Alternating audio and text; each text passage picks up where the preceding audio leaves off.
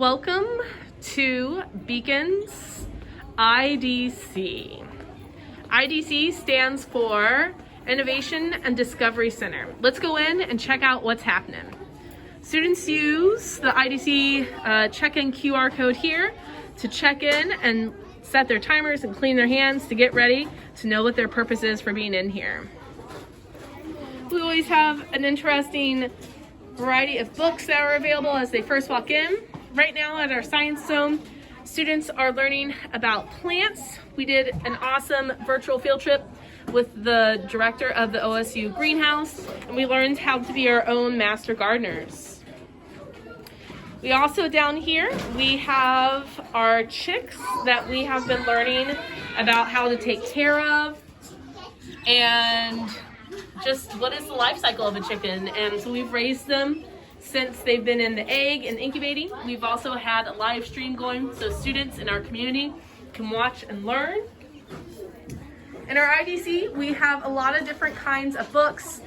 We have everybody books that are just everyone great read alouds. We have great collection of quick reads. There are those emergent beginning chapter books. We have a wonderful collection of mindset, kindness books as well. We also, over here, we have a wonderful part of our Science Zone is looking at the roots and how they grow. We recently had a wonderful guest artist in our school and working with us on how to make paper, and we're working to make a art installment of art here at our school as well.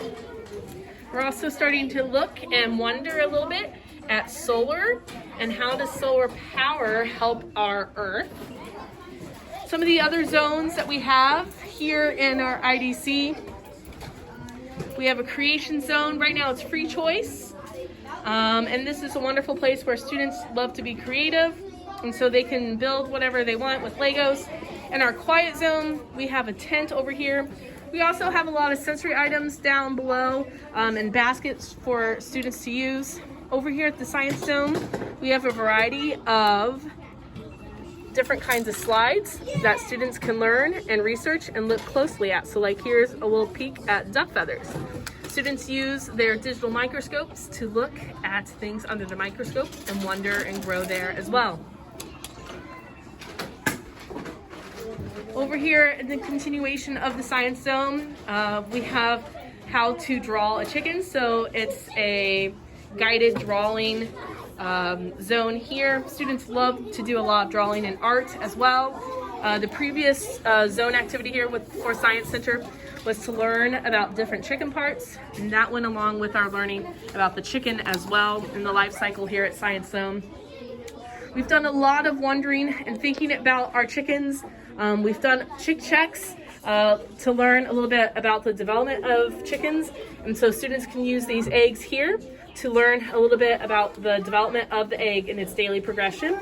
We also have a wonder wall here where students leave post-it notes and they think and they stop to ask questions about our learning, and then students can pick one up if they know the answer and answer it for others as well. Over here, next to our quiet zone, students can read and get cozy, but we also have over here a coding zone opportunity here.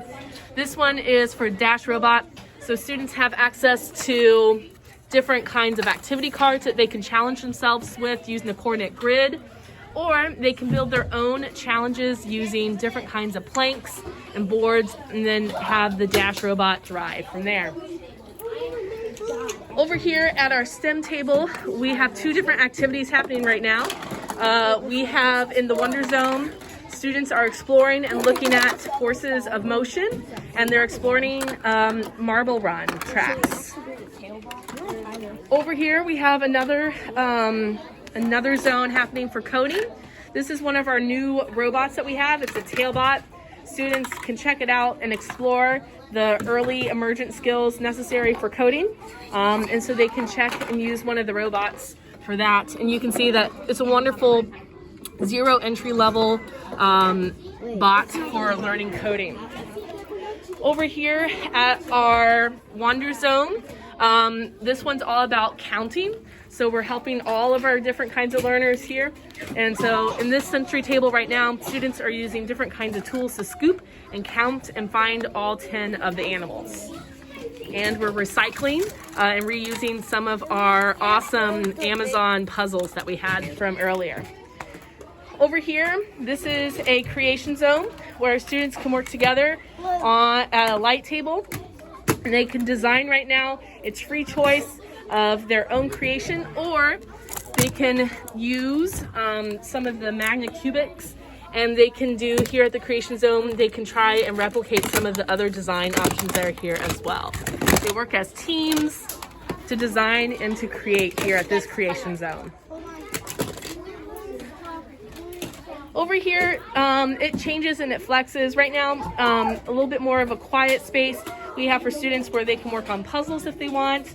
And then since it's Administrative Professionals Day, students are helping to make a sign for our administrative professionals here at our school. So we've got a lot going on, which is great. You can see that the artwork is hanging up. We love to fill our space with artwork with our students. And you can see that right now we have empty spots right here.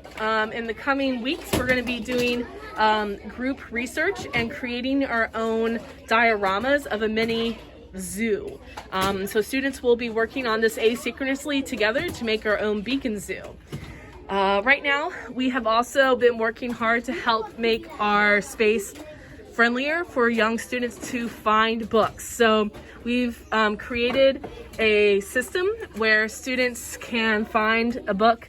Like if they were looking for food or cooking, they would come here to the I column area, and so then it would be in the I1s. Or maybe they were looking for some pets, it's in the I5s. And you'll notice that it's still in Dewey Decimal System form, but we've undeweyed it in the sense of that it's front facing so students can easily find what they're looking for. But then we've also added stickers so that they can easily put books back. So this is how we've done all of our nonfiction section. We've also done a similar process of undoing our everybody can read section, our easy reader books, our picture books. So we have book bins here that are numbered, and they're sorted still by author last name, but once again they're numbered so that children know, okay, it's in bin 63, and I can look to find what book I'm looking for there. We also right now are working with our IDC Big Think team to start designing how to make this space even more accessible to all of our students. So this coming fall, we're going to be working on our chapter book area and looking at trying to redesign this area to help our students. So one of the ideas that students came up with was to color code the area. So like if mystery was all purple because that matches the sticker, then maybe we paint and do some color coding here, maybe make a sign up above of purple and it says mystery, so that when students first walk in, just like how they see the yellow over here for the everybody books, then they would see that yellow or purple would be for those mystery books. So we're working on that right now with our Big Think team.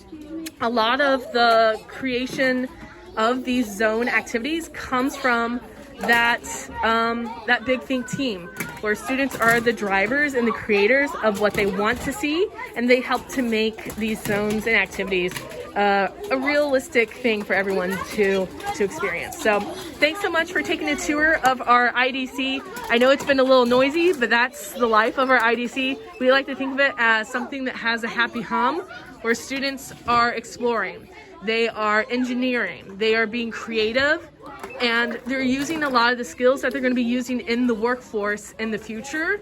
And this is just one stop and one place where they can explore and create those parts of their education. Thanks so much for taking a tour of our IDC here at Beacon.